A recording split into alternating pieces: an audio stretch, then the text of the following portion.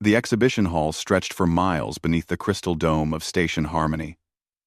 Alien vessels of every imaginable design floated in perfect suspension fields, each one a masterpiece of advanced engineering. The Vrin Quantum Fold Destroyer shimmered with colors that hurt human eyes to look at directly. The Kelthara bioship pulsed with living light, its organic hull breathing in the vacuum of space. The Zorith dimensional cruiser flickered in and out of normal reality, existing in 3 different dimensions at once. Then there were the human ships. Commander Sarah Chen stood with her hands clasped behind her back, watching the alien delegates circle the UHSV, Indomitable, like scavengers around a corpse. The ship hung in its display field like a gray monument to an earlier age. All hard angles and visible armor plating, covered in sensor arrays that looked primitive compared to the smooth, seamless hulls surrounding it. Massive railgun batteries jutted from its flanks. Thruster ports dotted its hull in clusters. It looked exactly like what it was: a warship built to take punishment and keep fighting. Fascinating, said Ambassador Thelvan of the Vrin Collective, his translator rendering his chittering voice into perfect English. I had read about human vessels, but seeing one in person is quite educational. Tell me, Commander, does your species maintain these relics for historical purposes? Chen's jaw tightened, but her voice remained calm. The Indomitable was commissioned 3 years ago, Ambassador. She's one of our newest vessels. The silence that followed was broken by what Chen could only describe as polite laughter. Several delegates from different species joined in, the universal translator working overtime to convert various forms of amusement into sounds humans could understand. Newest? A Kelthara representative floated closer, her jellyfish-like body undulating with what might have been curiosity. But surely, you jest. This vessel uses fusion propulsion, kinetic weapons, electromagnetic shielding based on magnetic fields. These technologies are thousands of years old by galactic standards. They work, Chen said simply. Oh, I'm certain they do, Thelvan said, his tone dripping with condescension. Much as a stone axe works for cutting wood. But why would anyone use such tools when better options exist? The Zorith delegate, a being of pure energy contained in a crystalline shell, pulsed with light. Your species has been part of the galactic community for 50 standard years now. In that time, you have been offered technological exchanges, uplifting protocols, educational partnerships. Why do you persist in building these museum pieces? Chen had heard variations of this question 100 times. At diplomatic functions, at trade negotiations, at every gathering where humanity tried to establish itself among the stars. The answer never seemed to satisfy anyone. Our ships are built for reliability, she said. Every system has backups. Every backup has backups. We use proven technology that our crews understand completely. We can repair our vessels with basic tools and materials available almost anywhere. How quaint, Thelvan said. The Vrin philosophy is quite different. Why have backups when you can have perfection? Our quantum drives never fail because they operate outside the physical laws that cause mechanical failure. Our weapons strike from multiple dimensions simultaneously, ensuring no defense can stop them. Our sensors can detect a single atom across light years. And if something does go wrong? Chen asked. Nothing goes wrong, Thelvan said with absolute confidence. That is the point of advanced technology. More laughter rippled through the gathered aliens. Chen caught the eye of Lieutenant Marcus Rodriguez, her tactical officer, who stood near the Indomitable's access ramp. He gave her a subtle shrug. They had expected this reception. The Galactic Council's senior representative, a towering Krell with 6 arms and skin like polished obsidian, raised one limb for silence. Commander Chen, the Council has authorized me to extend an offer to humanity. We understand that your species developed in isolation and may feel attached to your primitive methods. However, for your own safety and prosperity, we strongly encourage you to accept technological uplifting. Uplifting, Chen repeated. Yes. We would provide you with modern ship designs, contemporary weapons systems, and proper shielding technology. In return, you would decommission these dangerous antiques and join galactic civilization as full participants rather than historical curiosities. Chen looked at the Indomitable. The ship wasn't beautiful by alien standards. It wasn't elegant or mysterious or transcendent. It was a block of metal and composites, bristling with weapons, covered in the scars of a dozen combat exercises. It looked like something built by people who understood that space was hostile and unforgiving, and who had no intention of dying quietly when things went wrong. "I appreciate the offer," Chen said carefully. "But humanity will decline." The murmur that went through the crowd was less amused now, more confused. "You cannot be serious," the Kelthara representative said. "You would choose to remain technologically inferior? To put your species at risk with outdated equipment? "We choose to use technology we understand and trust," Chen said. "Technology we can maintain, repair, and improve ourselves. Our ships may look old-fashioned to you, but they're built with purpose. Every system, every weapon, every piece of armor exists for a reason.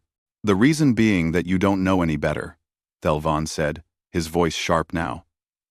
"Commander, let me be direct. In any real conflict, your vessels would be decorative scrap. A single Vryn destroyer could eliminate your entire fleet before your primitive sensors even detected its presence. These ships are not purpose-built. They are simply obsolete." Chen met his eyes, refusing to look away.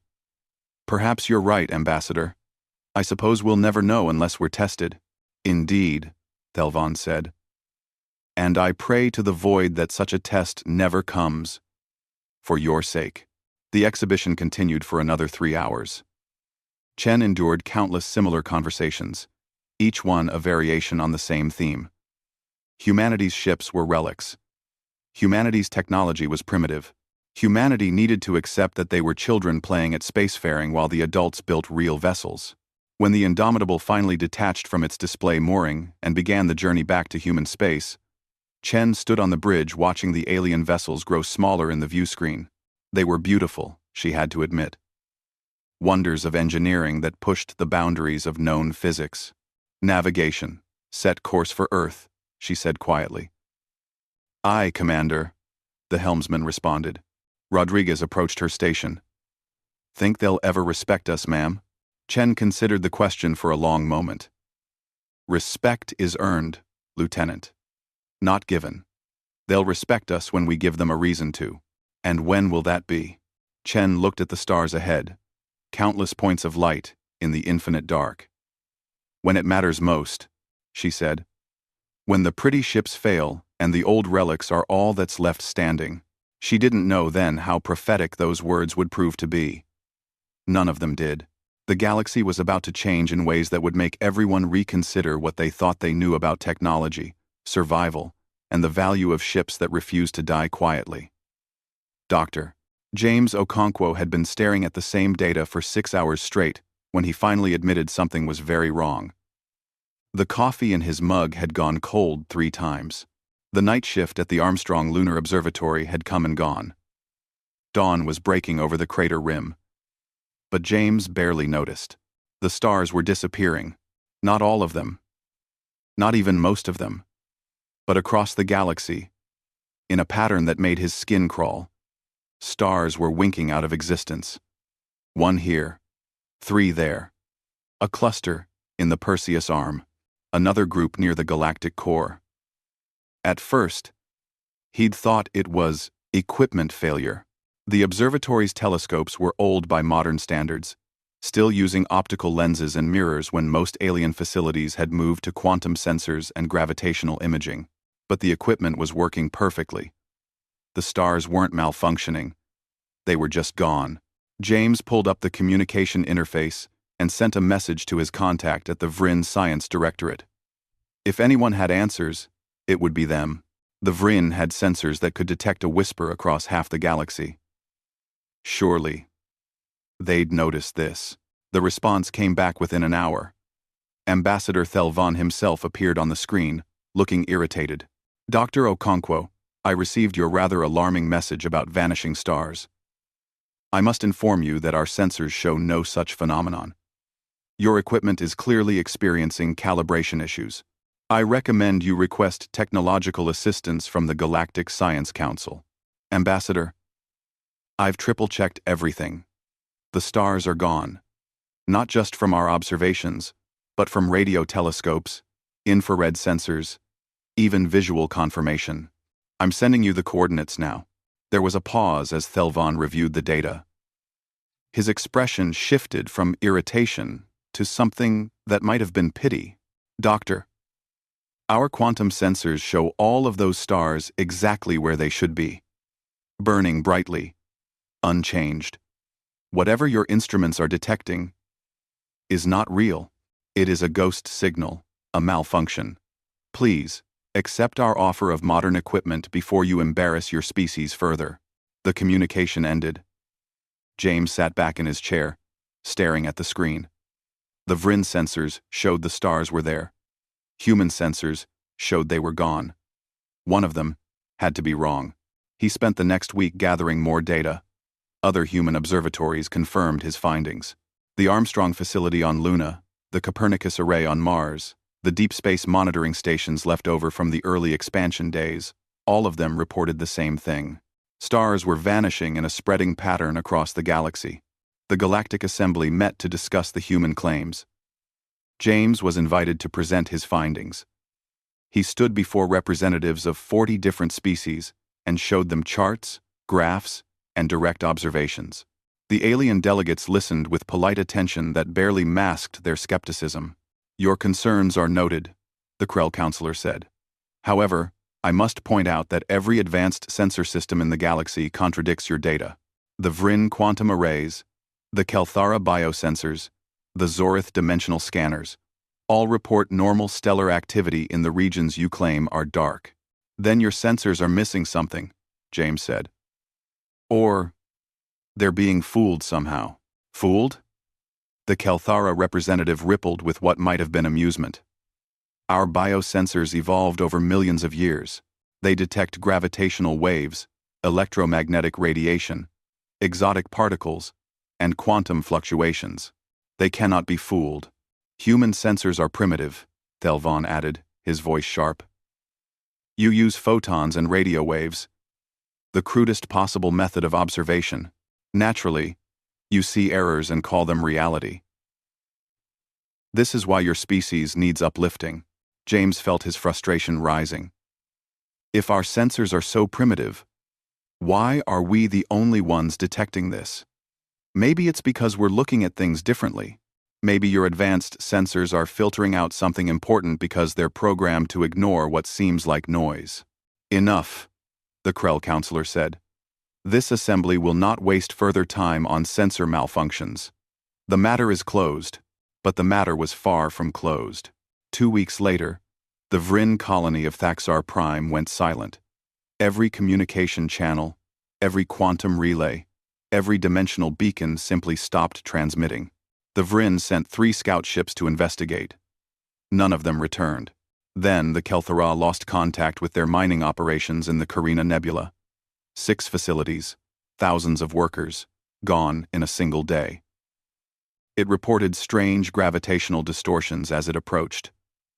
Then its transmissions became garbled and ceased entirely.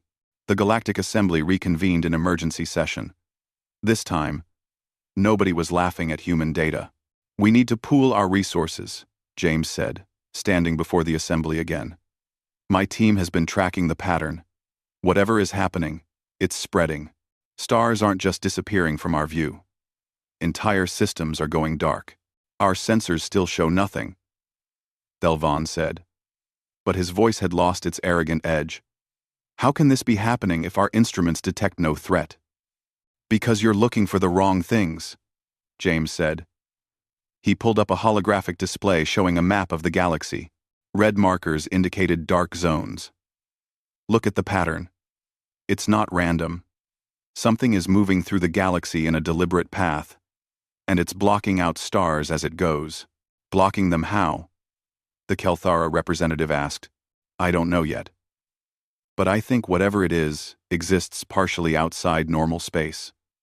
Your quantum sensors can't detect it, because it's not fully present in the dimensions they scan. Our primitive optical sensors catch it because light itself is being affected. The Zorith delegate pulsed with agitated light. If this entity exists outside normal space, then conventional weapons would be useless against it. Maybe, James said. But first we need to find it.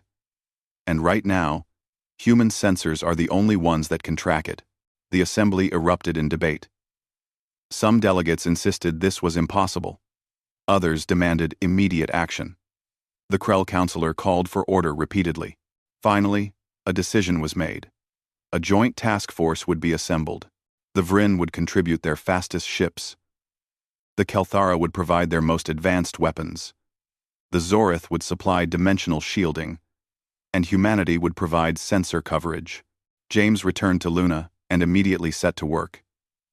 He coordinated with every human facility in known space, building a real-time map of the phenomenon.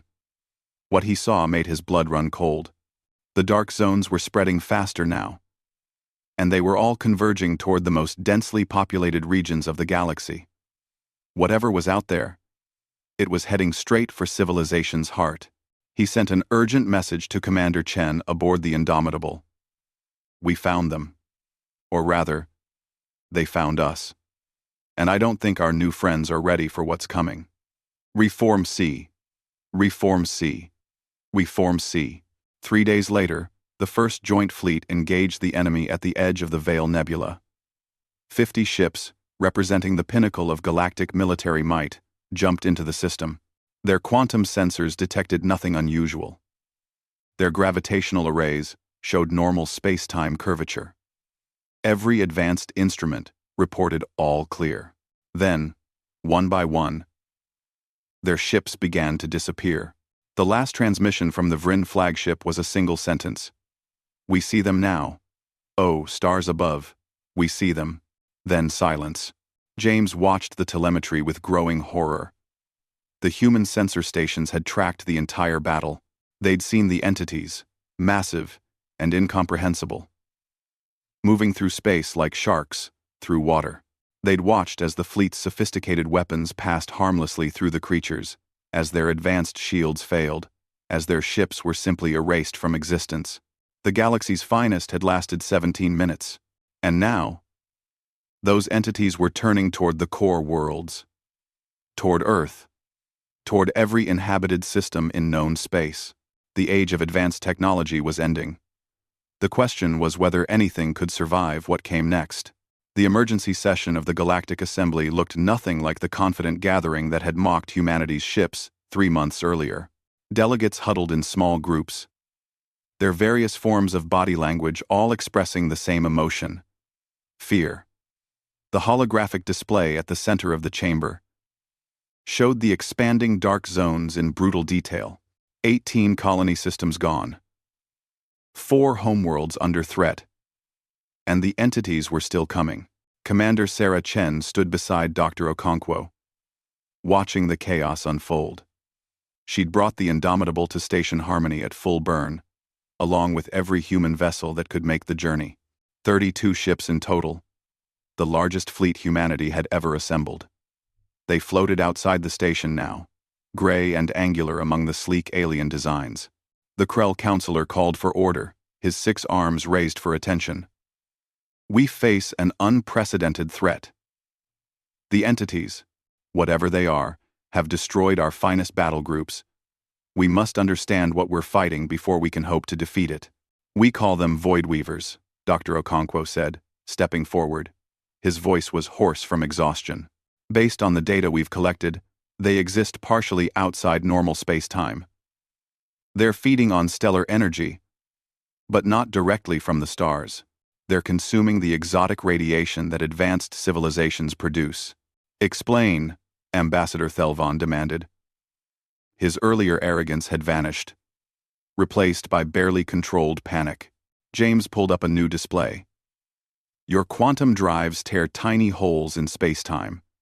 Your bioships emit exotic electromagnetic fields.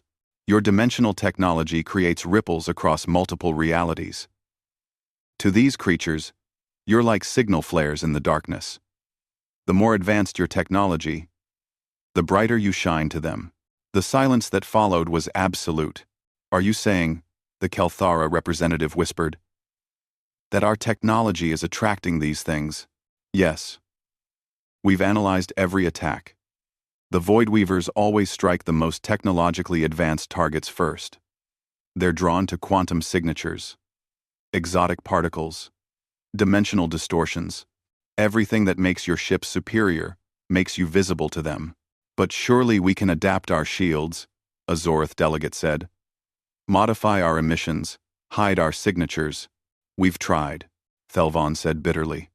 The survivors of the Veil Nebula fleet attempted exactly that. The creatures found them anyway. They seemed to sense the technology itself, not just its emissions.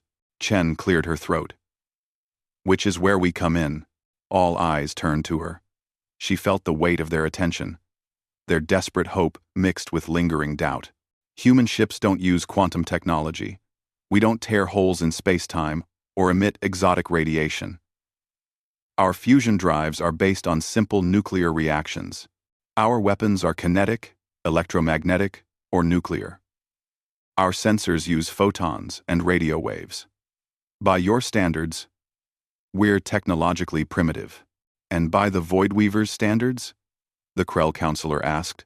We're invisible, Chen said. Or close to it. Dr. Okonkwo's team analyzed our sensor data from the battle. The Void Weavers didn't react to our monitoring stations. They passed within 1,000 kilometers of Outpost Tango and never even noticed it. The station uses 50-year-old reactor technology and passive optical sensors. To these creatures, it might as well not exist. A murmur ran through the assembly. Chen could see the shift in their expressions. Skepticism giving way to consideration. Pride giving way to pragmatism. You're proposing that humanity's fleet engage these entities? Thelvon asked. I'm proposing we try. We may be the only ones who can get close enough to fight them. With what weapons? A delegate demanded. Your kinetic guns and missiles? These creatures exist outside normal physics. How can physical projectiles harm them? Oh. Jensen. With how can physical projectiles harm them? Dr. Okonkwo stepped forward again. Because that's exactly what they can't manipulate. The Void Weavers can bend space, twist dimensions, absorb energy weapons, but solid matter traveling through normal space-time? That's outside their capabilities. Your energy weapons passed through them because the Void Weavers can phase shift to avoid energy. But a chunk of tungsten moving at 10,000 meters per second doesn't care about phase shifting. It just goes where Newtonian physics says it goes. This is insane, a delegate said. You're asking us to trust our survival to primitive weapons and outdated ships. I'm asking you to trust that different doesn't mean useless, Chen said. Your ships are marvels of engineering. Ours are sledgehammers. But right now, this problem requires a sledgehammer. The debate raged for hours. Chen stood her ground, answering questions, addressing concerns, watching the alien delegates struggle with their own assumptions. They had spent decades believing that technological advancement was a linear path, that newer always meant better. Now they faced an enemy that turned that logic on its head. Finally, the Krell counselor spoke. Commander Chen, the Assembly grants you authorization to engage the Void Weavers. We will provide you with all tactical data we possess. Your fleet will serve as the primary strike force. What about your ships? Chen asked. They will remain in defensive positions around core worlds. If your plan fails, we will need what vessels we have left for evacuation. In other words, Chen thought, you're letting us take the first hit. If we fail, you lose nothing but some primitives. If we succeed, you get to survive. But she didn't say it.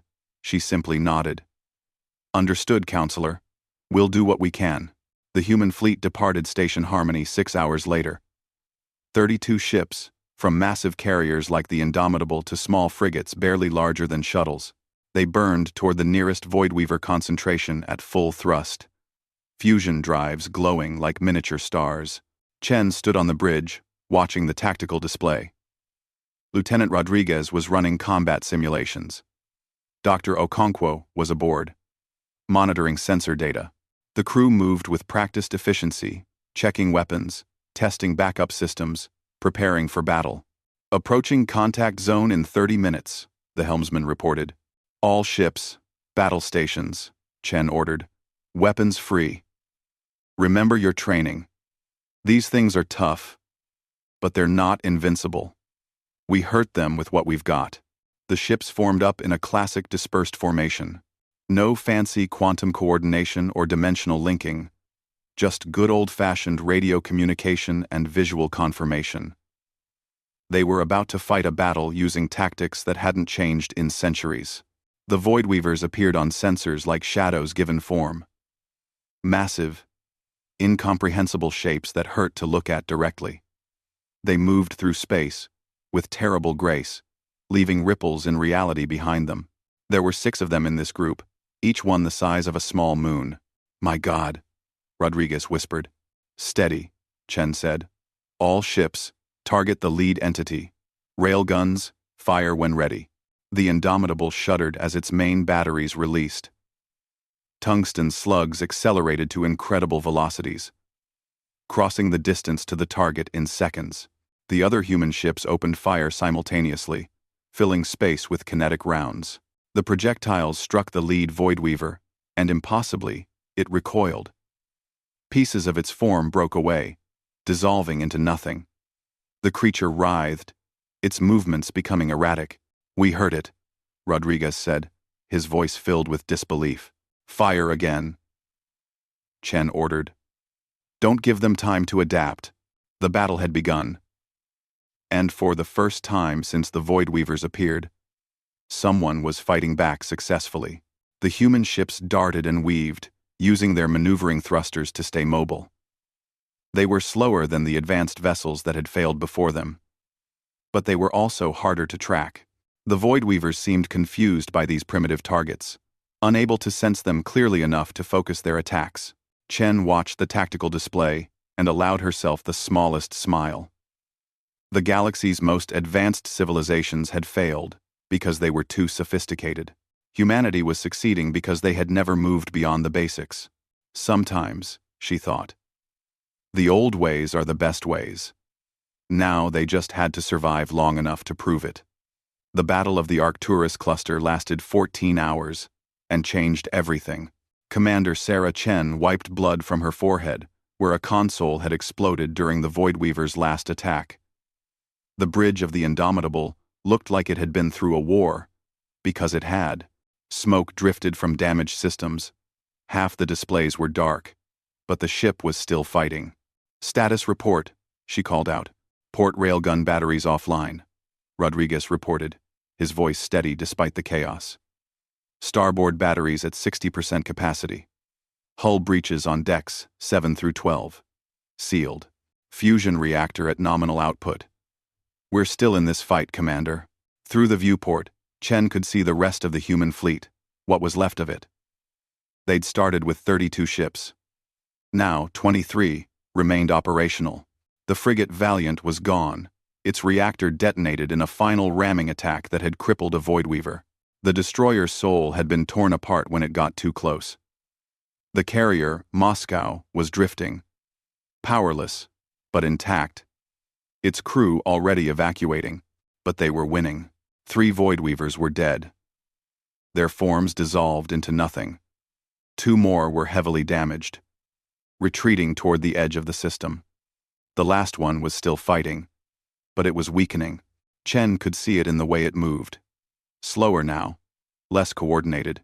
All ships, concentrate fire on target Alpha, she ordered. Hit it with everything we have left.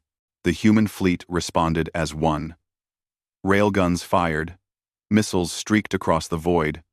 Nuclear warheads detonated in brilliant flashes, and the Voidweaver, for all its incomprehensible nature, couldn't withstand the onslaught. It shattered like glass, pieces of its form breaking away and fading. Then, it was gone. The comm channels erupted in cheers. Chen allowed herself to slump in her chair.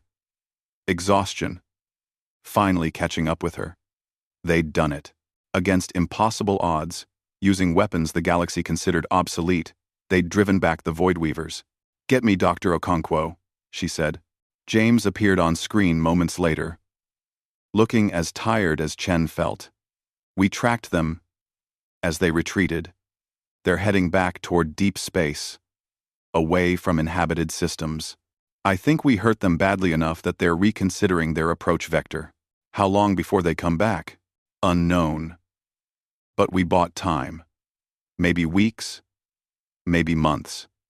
The galaxy needed to see that these things can be beaten." Chen nodded. "Get me a full analysis of the battle. I want to know what worked, what didn't, and what we can improve. Because this is just the beginning." The analysis took 3 days.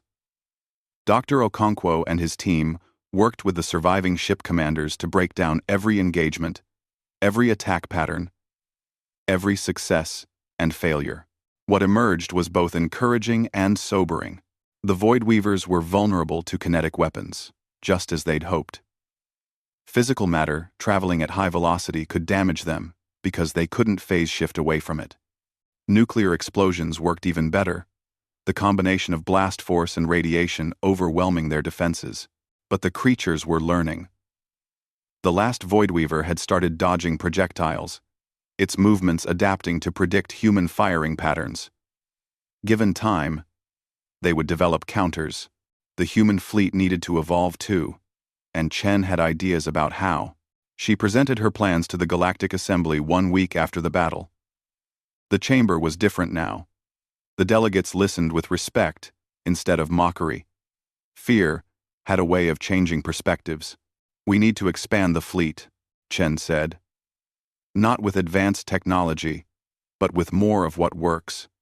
We're pulling every mothballed vessel out of storage, refitting civilian ships with armor and weapons, training new crews on systems that your species abandoned generations ago." "How many ships can you field?" the Krell counselor asked. "Within 6 months?" 200. Maybe more. We kept detailed records of our old designs. We can build them faster than you might think, precisely because they're simple. No exotic materials, no dimensional components, just steel, uranium, and determination. Ambassador Thelvon spoke up. His tone was different now, respectful. "The Vrin Collective wishes to contribute to this effort.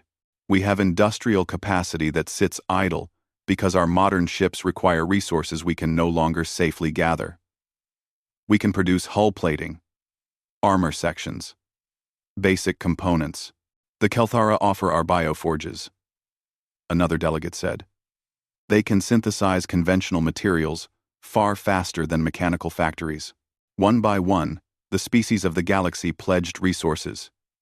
Not advanced technology, but raw materials and manufacturing capability. They were learning to value what they dismissed as primitive. Dr. Okonkwo stepped forward. "There's something else. We've been studying the Voidweaver remains. They leave traces when they're destroyed. Fragments that exist partially in our space. Analysis shows they're attracted to specific quantum frequencies. We can use that." "How?" Chen asked. "We build decoys. Simple satellites that emit the quantum signatures the Voidweavers find irresistible. We lure them into kill zones where our fleet is waiting. Make them come to us on our terms. And if they adapt to that tactic, then we adapt too. This isn't about having one perfect strategy. It's about being flexible, using what works, abandoning what doesn't.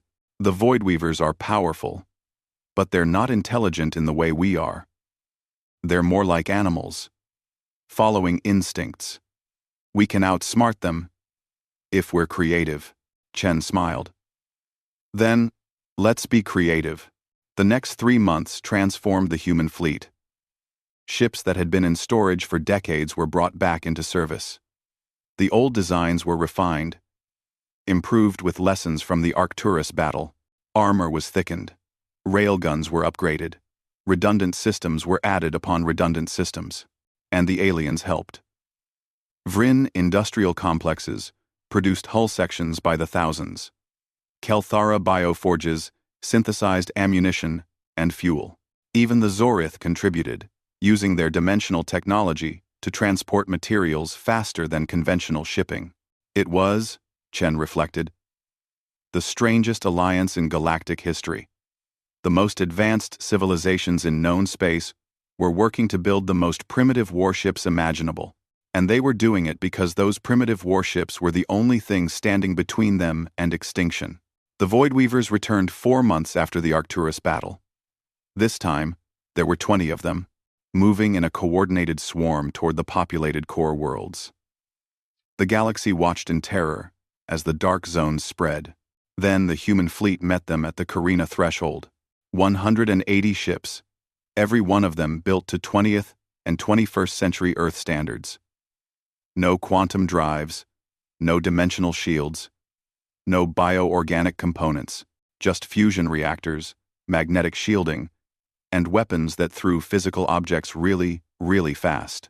Chen stood on the bridge of the new flagship, the UHSV Terran Dawn. It was twice the size of the Indomitable, carrying enough firepower to level a small moon. Around her, the fleet formed up in a defensive sphere, creating overlapping fields of fire that would make any approach vector a death trap. Dr. Okonkwo, activate the decoys, she ordered. At the edge of the formation, 100 satellites powered up. Each one emitted quantum frequencies designed to mimic advanced alien technology. To the Voidweavers, they would look like the richest feast imaginable. The creatures took the bait. They changed course, abandoning their approach to the core worlds and racing toward the decoys, toward the waiting human fleet.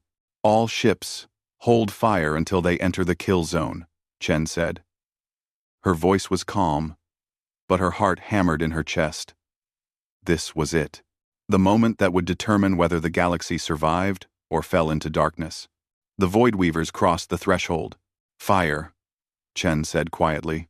Space erupted in light and fury. 200 ships opened fire simultaneously. Tens of thousands of projectiles filled the void.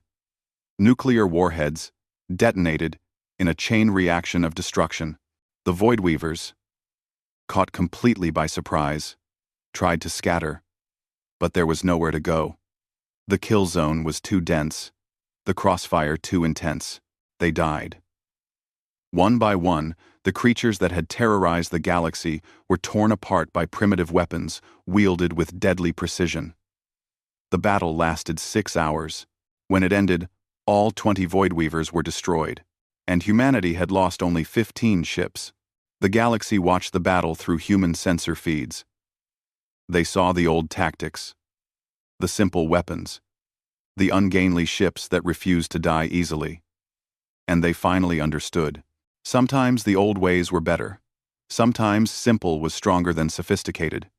Sometimes survival required abandoning pride and embracing what actually worked. The stars began to return to the night sky.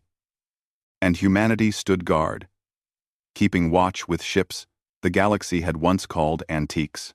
1 year after the Battle of Carina Threshold, Admiral Sarah Chen stood in the observation deck of the newly constructed Unity Station and watched the ships being built.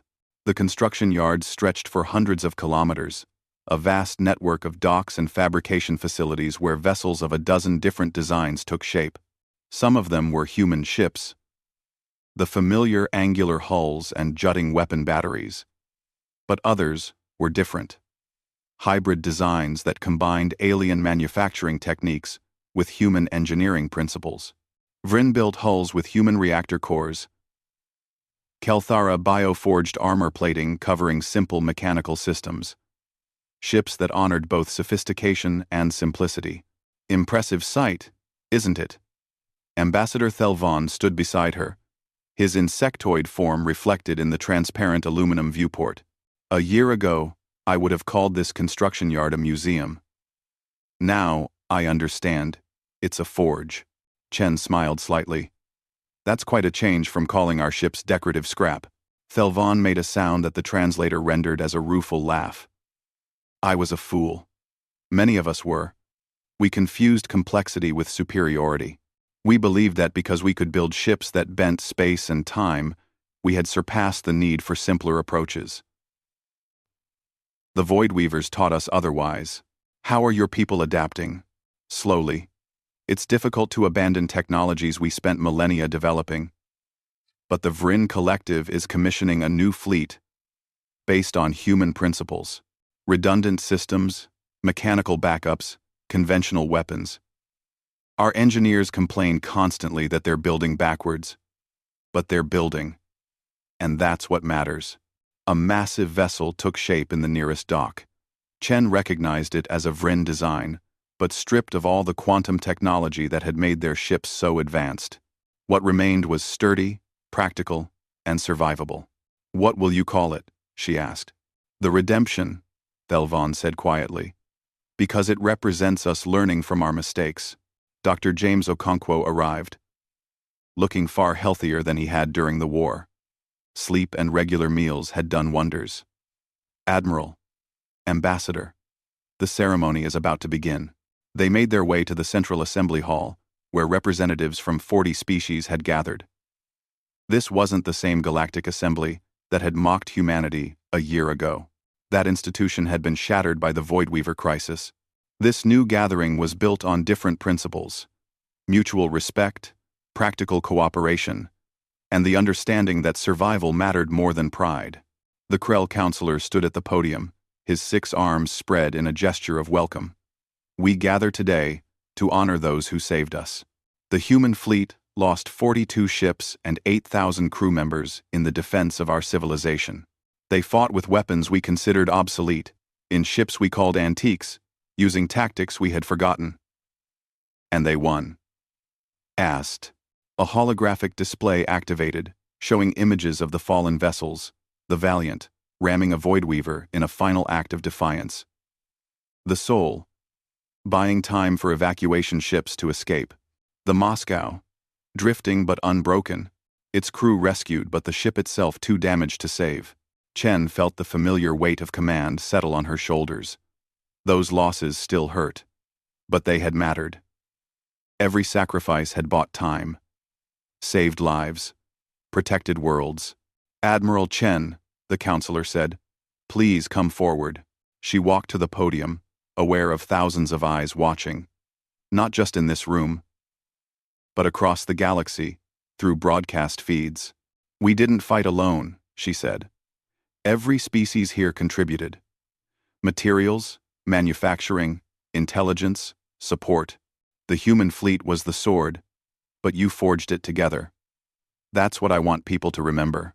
Not that humanity's primitive technology saved the day, but that we all learned to value what works over what's impressive. She gestured to the display behind her, which now showed the hybrid ships under construction. These vessels represent the future. They combine the best of all our approaches: alien manufacturing efficiency with human redundancy, advanced materials with simple systems, innovation with reliability. We're not abandoning progress, we're redefining it. The applause was genuine, respectful. Chen saw alien delegates standing, offering their species equivalents of approval. It was a far cry from the condescending laughter of a year ago. After the ceremony, she found herself in a quiet corner with Lieutenant Rodriguez, now promoted to commander and captain of his own vessel. They shared a drink, some kind of Kelthara synthesis that tasted like apples and starlight. Think they really learned the lesson? Rodriguez asked. Some of them. Others will need more convincing. But we planted the seed. The idea that there's more than one path to advancement. That what seems primitive might actually be practical. That survival matters more than sophistication. The Voidweavers could come back. They could. Dr. Okonkwo thinks they were scouts, testing our defenses. There might be more of them in deep space. And if they return? Chen looked out at the construction yards where new ships took shape every day. Then we'll be ready, with more ships, better tactics, and allies who finally understand that we're all in this together. The months that followed were a period of reconstruction and transformation. The dark zones in space slowly cleared as the Voidweaver influence faded. Stars returned to the night sky, one by one, until the galaxy looked whole again. Human engineers traveled to alien worlds, teaching the basics of mechanical systems and redundant design. Alien scientists came to Earth, sharing manufacturing techniques and materials science. The exchange wasn't about uplifting or condescension. It was about learning from each other, as equals. The hybrid ships proved remarkably effective. They combined the durability of human design with the efficiency of alien technology. A Vryn human cruiser could take damage that would cripple a pure human vessel and keep fighting. A Kelthara human frigate could regenerate damaged bioorganic components while relying on mechanical backups if the regeneration failed. The galaxy learned to value redundancy. Backup systems became standard. Conventional weapons were installed alongside exotic ones. Engineers were trained to repair ships with basic tools, instead of relying on automated systems that might fail. 2 years after the war, Chen retired from active service. The galaxy was in good hands now, defended by a new generation of ships and crews who understood that old didn't mean useless. She returned to Earth and took a position teaching at the Naval Academy.